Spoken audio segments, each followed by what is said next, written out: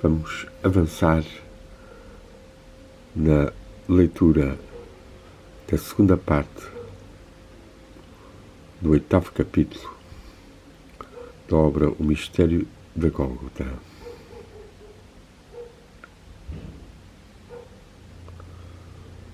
Possa a inspiração divina, a luz e o amor dos grandes seres e da divindade chegarem até nós. Amém.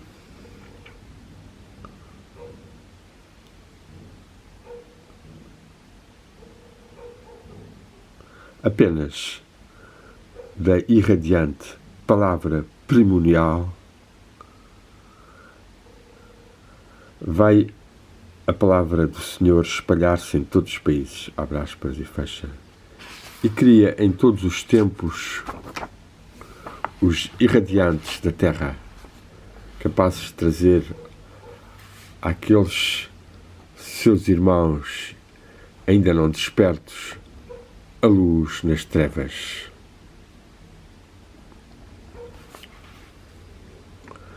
O homem que não foi preparado muito antes de nascer aqui embaixo, no seio da sua mãe, não conseguirá, depois da queda, de facto, captar sem ajuda esta luz que brota unicamente da palavra e não pode deixar-se transformar em palavra, que é aquele que milhares de anos antes que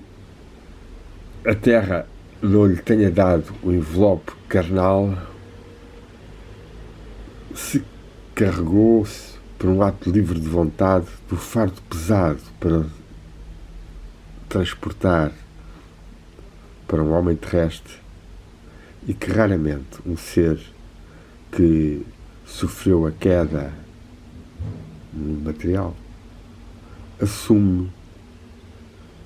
pela compaixão e piedade pela humanidade daqui de baixo. Só aquele que foi assim preparado a tornar-se palavra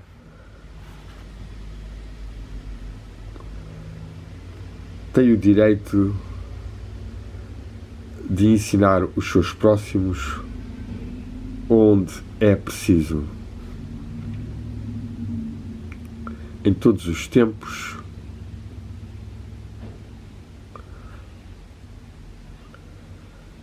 a humanidade,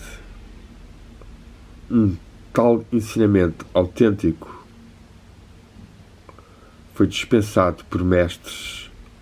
cuja palavra estava fundada em Deus.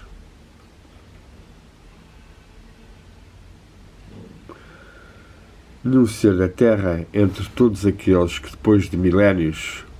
ela teve em si e alimentou, atingiu o fim supremo.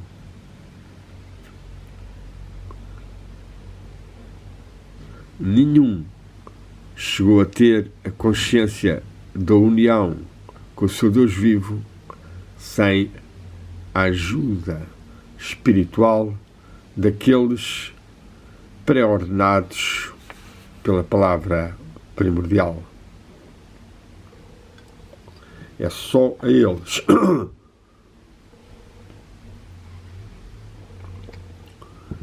que convém fazer confiança e, sem qualquer dúvida, a voz do coração permite saber se se encontra efetivamente na presença de um deles. Enquanto esta voz do coração não tiver esmagada, abafada, melhor, por ensinamentos enganadores, aos quais, sem se interrogarem previamente, as pessoas sucumbiram e foram feitos presos de erros. Neste domínio, os milagres não dão provas evidentes e nunca se verá um verdadeiro ajudante ufanar-se diante dos seus irmãos com truques de faquir. Sem dúvida, pode acontecer que ele domine forças que a maior parte das pessoas consideram como sobre-humanas e maravilhosas, só que em tal caso não se tratam senão de fenómenos secundários da sua ação, regidos, entre outras, por certas características do seu organismo psicofísico. Jamais elas provam mas nunca provam tais ações ser ele um dos chamados. A credencial que verdadeiramente lhe foi dada para ajudar só se encontra nas profundezas arqui-íntimas daquele que procura a ajuda, mas nas quais não penetra qualquer linha de sonda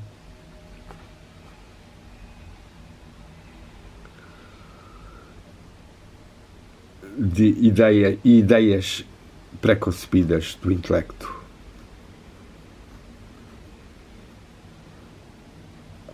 Aquele que põe à prova as palavras do seu mestre procura a resposta nas profundezas do seu ser, sem se deixar enganar pelas miragens dos ensinamentos feitos de bocadinhos daqui e daquela, sem ficar prisioneiro da opinião de outrem. Esse nunca se deixará enganar por falsos instrutores. Será conduzido à fonte da vida, à luz original que se conhece ela própria como palavra primordial. E as suas palavras, sob a forma de essências espirituais vivas, são eternas, de eternidade em eternidade. De igual modo ao que um poeta modela ou forma com as palavras da linguagem humana cantos, epopeias e hinos, assim também a palavra original, a partir ou utilizando palavras, cria com a sua própria força criativa o seu eterno hino de louvor sob a forma de inumeráveis hierarquias de entidades espirituais, cujo último grau corresponde aos irmãos da loja branca, a qual, desde a origem dos tempos, procura irradiar a luz sobre esta terra, e só os seus membros têm plenamente autoridade espiritual para dar testemunho do Espírito a partir do saber mais íntimo e da experiência mais profunda.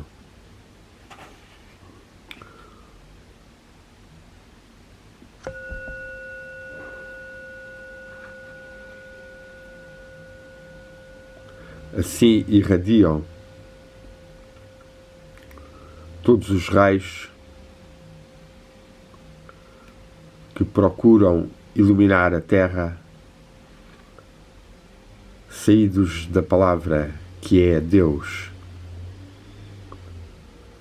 da expressão da eterna luz original.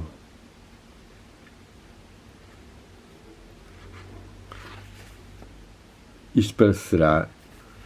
duvidoso apenas àqueles que não percebem ou que não captam ainda interiormente este ser que está acima de todo o poder de representação e que na sua forma mais alta se reconhece como Deus. É preciso saber um pouco dos graus desta vida eterna, das suas formas de existências. Se uma pessoa quer indagar, aprofundando o que é Deus em verdade e como o Deus vivo, real, numa geração sem fim de si próprio, se arranca do seu próprio ser para criar uma forma de ser eternamente nova. O ser humano deve saber o que o distingue, ele que reina sobre todos os cimos e abismos, pois ele contém em si tudo o que é que o distingue de Deus, tal qual o homem o concebe e que frequentemente, infelizmente, está a ser sonhado sob aspectos muito estranhos. Há numerosos seres que já disseram: tudo é Deus. Em cada átomo do mundo das aparências é necessário que vós descubram Deus. Todo este mundo exterior é só aparência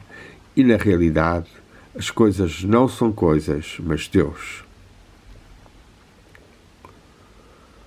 Pode-se, evidentemente, exprimir assim a condição que uma pessoa queira compreender bem as palavras, pois estas palavras podem ser consideradas verdade, ainda que esta verdade arrisque-se a ser objeto de interpretações muito arriscadas. Mas tal jogo com as palavras dará poucos frutos para a compreensão pelo espírito do homem do problema. Se se quer chegar ao mais alto conhecimento da verdade, então devem as coisas, se bem que elas não sejam o que elas pareçam ser, permanecer para nós como coisas. E mesmo que seja da forma mais sublime, não devemos idolatrá-las.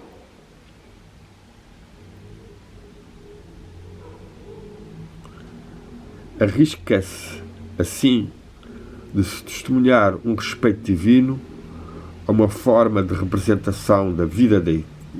eterna, fora da qual a divindade se modela eternamente, pela única razão que ela pode, com o poder do entendimento do homem,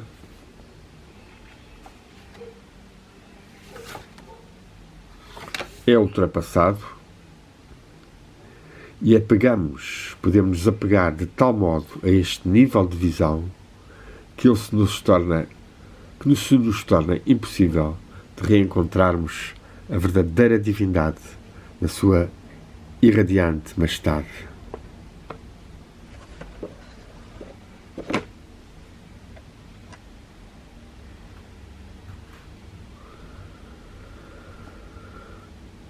De três modos se manifesta esta vida eterna, a qual se torna alimento da divindade, em cada uma das suas formas de representação, como natureza física eterna, como reino da alma fluente ou movente, e enquanto reino do espírito. Nenhum Criador fez qualquer destes reinos. É apenas a manifestação da vida única, eterna, que, estando acima dos três planos, na sua mais alta consciência cristaliza-se como a luz primordial, enquanto que quinta essência do ser, que o homem experimenta no fundo de si mesmo, com um tremer, um estremecer, como a verdadeira fonte original de toda a vida, como o seu Deus vivo.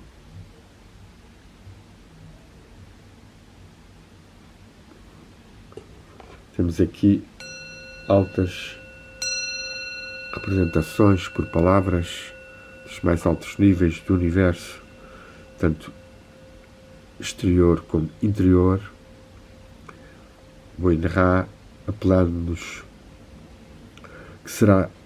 apenas no mais fundo de nós próprios é que poderemos sentir essa fonte original de toda a vida como o nosso Deus vivo.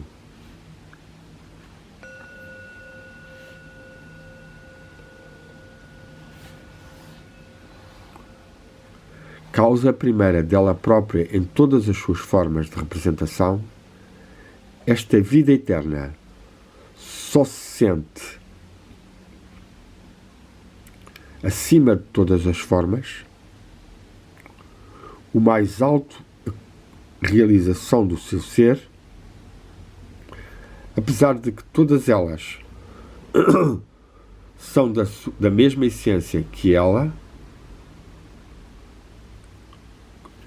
e que servem, de certo modo, como um oceano de renovação, onde ela se gera perpetuamente a ela própria, a partir dela própria, graças ao próprio poder que ela a si mesma deu. Este propósito foi dito: Brahman criou este mundo como alimento,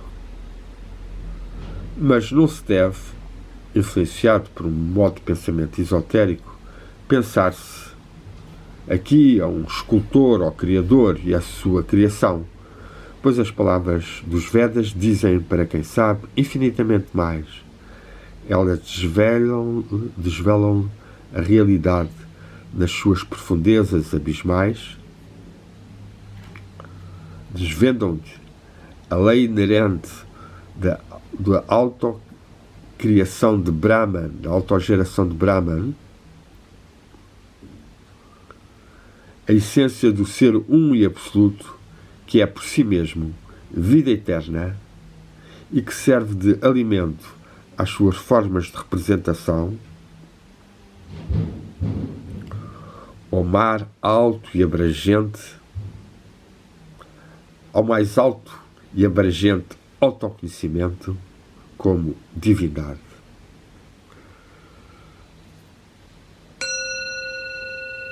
Vou tornar a reler esta parte que, sem dúvida, tem a sua grande elevação. Estas palavras, Brahman criou o mundo como alimento, remetem-nos para a realidade nas suas profundezas mais abismais e desvendam-nos a lei inerente da autogeração de Brahma por ele próprio, a essência do ser um e absoluto e que é por ele próprio vida eterna e que serve de alimento nas suas formas de representação, a mais elevada e universal forma de autoconhecimento enquanto divindade.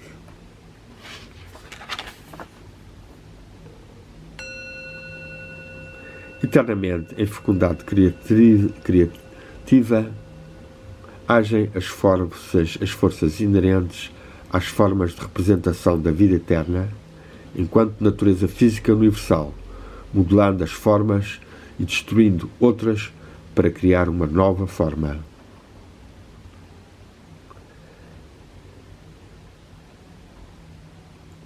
Em cada momento, mundos surgem e outros tombam em pó no todo. mas nunca houve um começo do todo e jamais haverá um declínio do todo do que é vida em si mesmo, do que é em si mesmo, do que em si mesmo age criativamente enquanto via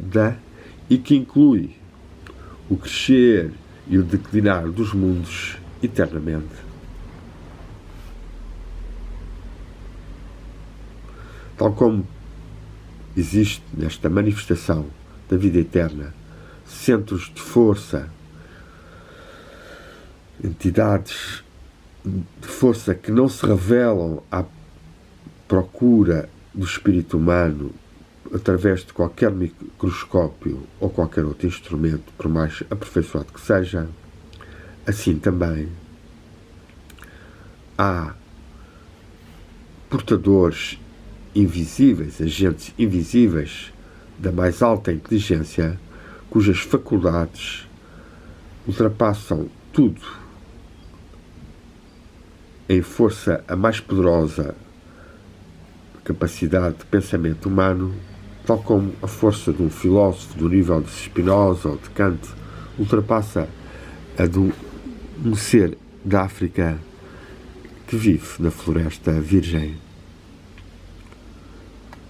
Mas ao mesmo tempo há nestas formas representativa também entidades invisíveis cuja inteligência ultrapassa muito pouco a dos animais que o homem utiliza como instrumentos de trabalho. Todas estas entidades invisíveis não são, contudo, de natureza espiritual de modo algum, e mesmo na sua forma mais alta, de modo algum são imortais,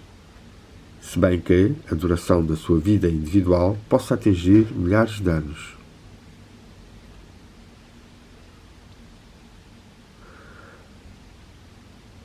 Para as mais altas destas entidades, em muitos dos cultos antigos, dos tempos antigos, veneradas como deuses, não existe qualquer enigma da natureza.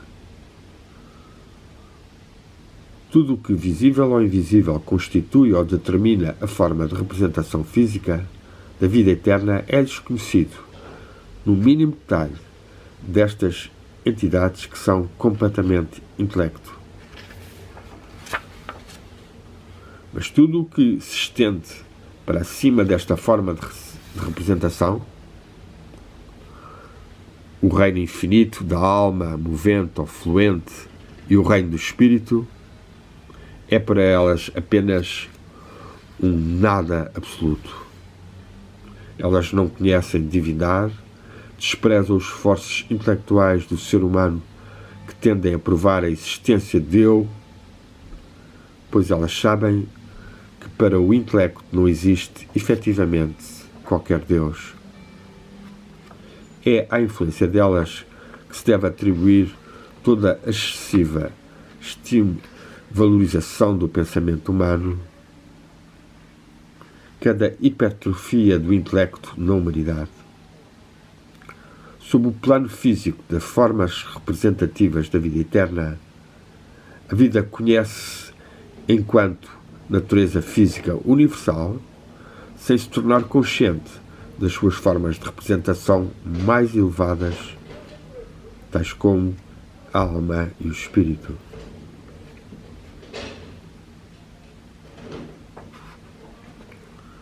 Muito distinto. Aqui podemos acentuar esta visão que Boine nos partilha de que as entidades invisíveis da natureza, os espíritos da natureza e outros seres não têm imortalidade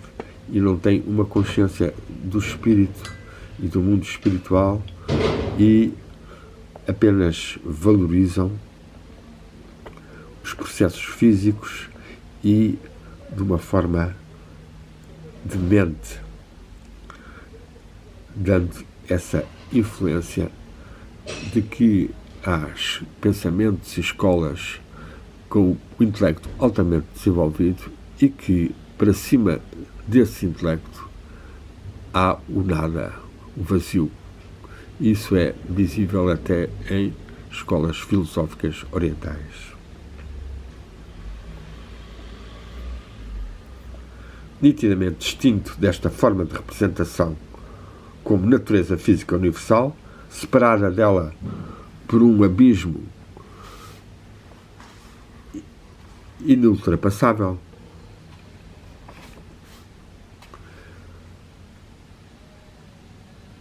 pela faculdade de sentir e penetrando, contudo, esta primeira forma de representação, manifesta-se o reino da alma fluente ou movente, fluenden, com as suas inumeráveis ou as suas indeterminadas formas de forças e de entidades sensíveis. Estas têm todas consciência tanto da existência da natureza física universal como do reino do espírito, no sentido em que elas sentem os efeitos que elas têm a faculdade, a capacidade de perceber num e noutro nível ou domínio. O reino do espírito é nitidamente distinto, por sua vez, do reino da alma movente ou fluente ou fluídica, como também do reino da natureza física universal, ainda que ele penetre estas duas representações da vida eterna. É o reino do espírito, com inumeráveis hierarquias de seres puramente espirituais, conscientes dele mesmos, sentindo-se eles próprios, pensando, sentindo, capazes de conhecer graças a um modo de ver imediato das coisas, arrebatados à impermanência da sua individualidade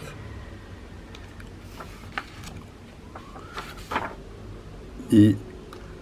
representam o mais alto sentimento da pluralidade na vida eterna. E temos também uma aproximação ao espírito e ao mundo dos espíritos, que, como Boinará já disse, são uma espécie de canto e elogio que a divindade faz à sua própria essência e que são capazes de conhecer e de ver por a visão interior, representando estes espíritos o mais alto sentimento de pluralidade, de existência de múltiplas individualidades aos espíritos da vida eterna.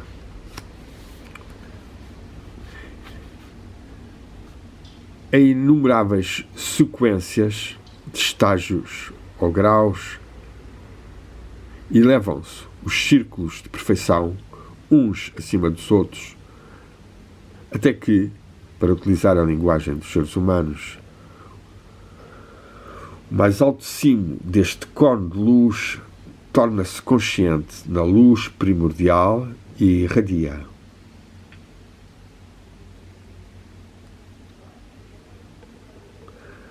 Tendo vivência consciente dela própria na vida eterna, num supremo conhecimento de si que engloba o absoluto ser.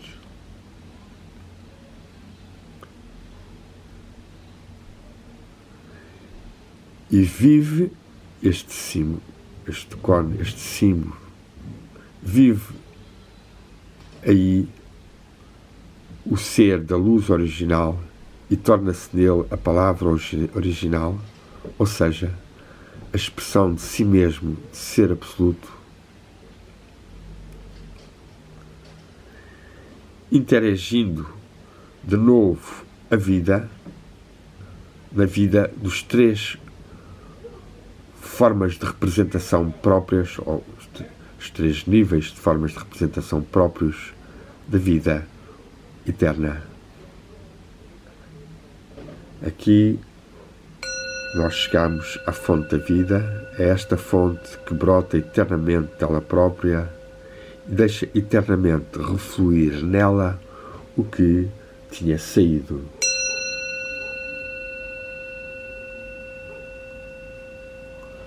Temos aqui uma aproximação que vou narrar, que eu talvez não tenha lido da forma mais materializadora ao nível imaginal e de visão interior, pela dificuldade de estar a traduzir ainda utilizando mais do que uma língua, e que se pode substanciar nesta visão quase como de Dante, de um cone de luz que se eleva, no qual no seu cimo se encontra o ser que engloba o ser absoluto, que vive como luz original e se torna palavra original, e que é a expressão de si mesmo. Ser absoluto, que por sua vez vai engendrar, atrair e derramar todas as formas de representação, todas as entidades que vão manifestar-se no cosmos. Estou bem consciente que das limitações que a linguagem humana leva ou condena a balbuciar quando se procuram descrever estas coisas que só são alcançáveis que no espírito e graças a um modo de ver direto, a uma visão imediata. E contudo, creio que muitos que lerem estas palavras sentirão começar a pontilhar como que a aurora de um longínquo pressentimento, confirmado num eco alegre pelo que há de mais profundo nelas, suscetível de lhes abrir, melhor que se eu me tivesse ficado calado, o caminho para o mais alto fim do espírito humano, caminho que eu me esforcei de descrever em tantas maneiras diferentes. Certamente eu só procedo aqui por via de alusões, mas não se deve esquecer que, em sua grande parte, este assunto escapa completamente ao domínio do discurso e permaneceria necessariamente deste de facto um mistério. Mesmo se eu sonhasse em consagrar uma obra importante a cada uma das palavras utilizadas aqui.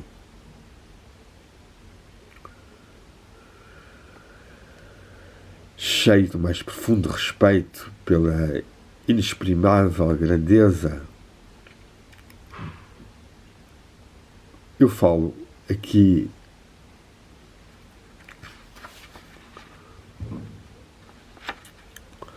do que eu teria evitado, e tendo evitado, neste ato de respeito profundo, de falar do inefável. Vamos reler aqui este partezinha. Cheio do mais profundo respeito por esta inefável grandeza do que eu falo, eu por outro lado evitei, em toda a medida do possível, expressões convencionais que tenham sido forjadas pelo pensamento humano na sua procura de um conhecimento especulativo apenas do eterno. Creio ter-me atido à promessa que está contida no título desta exposição, mas só tirará realmente benefícios do meu ensinamento, aquele que se puser ele próprio na demanda da fonte da vida e não descansará até que encontre em si próprio, que encontre tal em si próprio, ainda que a sua água viva não lhe poderá chegar que por canais que ela, a luz e a água viva, escavou por ela própria para se tornar alcançável nesta terra ao espírito humano, apesar da sua queda, a fim de que ele reclame e queira mais e que um dia, depois de tempos infinitos, ele possa desfrutar eternamente, em toda a sua plenitude, da vida eterna. Aquele que deu a sua vida sob a Gólgota e que ao morrer fez afluir de novo na existência terrestre a mais alta força de amor, saída das profundezas primordiais, abriu para todos aqueles que o querem seguir verdadeiramente o caminho que conduz às fontes da vida. O que ele fez para a humanidade só pode ser compreendido por aquele que se empenhou no caminho da sua própria libertação e sente o poder através da obra do grande ser amante, e que, através da obra do grande ser amante, lhe chega em abundância sobre o caminho que ele escolheu. Ele saberá também o significado do que a palavra do mestre sublime disse ou diz: e eu, quando for elevado acima da terra, atrairei tudo a mim. Só tal pessoa capaz de utilizar esta força magnética, só essa tal pessoa é que será capaz de utilizar esta força magnética que faz retornar ao ser original e que o irradiante Mestre Jesus libertou outrora das suas cadeias graças ao seu amor infinito. Assim termina este capítulo. Nesta parte final, Boen Ra, valorizando, tal como outros instrutores ao longo dos tempos, a missão do Mestre Jesus e como ele fez com que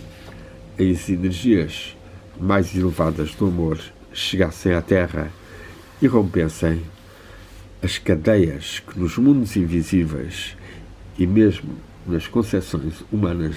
de Deus e do amor e da vida existiam e impediam que esse amor chegasse até nós. Possa então a sabedoria deste capítulo bastante difícil e que não foi lido talvez da melhor forma, possa ainda assim, ao ser ouvido segunda ou terceira vez, e esperemos que um dia ou eu ou outra pessoa o passe para escrito, dê frutos de maior aspiração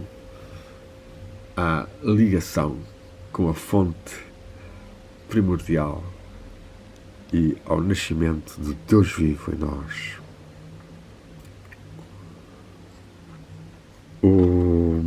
Amen. Forças divinas e luz divina. Amen.